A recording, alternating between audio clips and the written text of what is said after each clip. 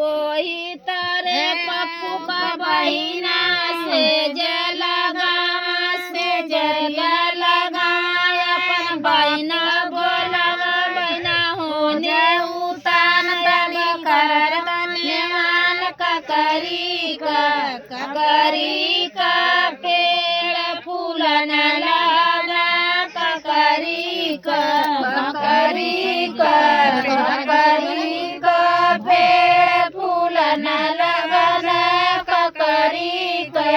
सोजीत चिट्ठी बाँचला कि ना बाँचाया वाला कि ना रखला कि ना रखाया वाला कि ना रखा बनिया बेकार रखा तेलिया बेकार रखा हमारो भतार रखा भतारो कसार खतयाई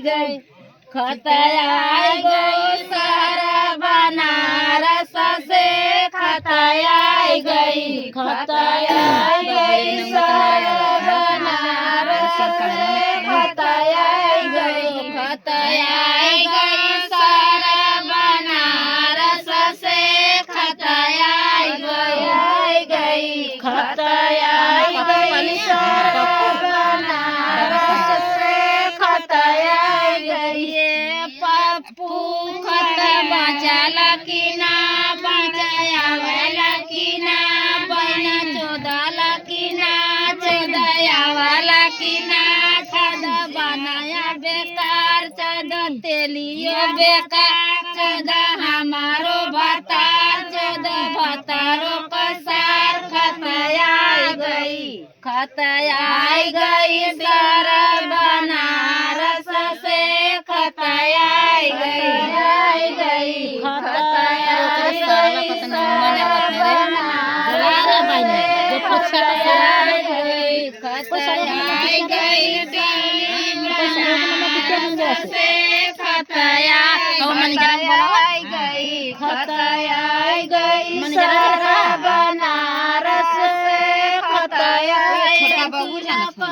चिट्ठी बाँचला कि ना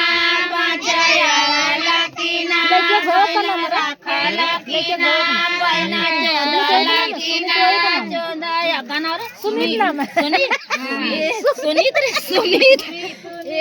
सुनीत करई बाँचला कि ना पढ़ाया वाला कि ना बहना रखला कि ना रखाया वाला कि ना बहना रखला कि ना रखाया वाला कि ना रखा हमारा भतार रखा भतारो कसार खतयाई गई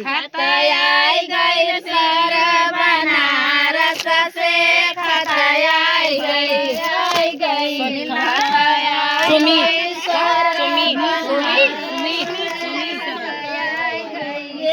सुमित पढ़ला कि ना पढ़ाया वाला कि ना बहना रखला कि ना रखाया वाला कि ना रखा तेलिया बेकार रखा तेलिया बतार रखा हमारो भतार रखा भतारो कसार खतयाई गई सारा बनारस से खतयाई गई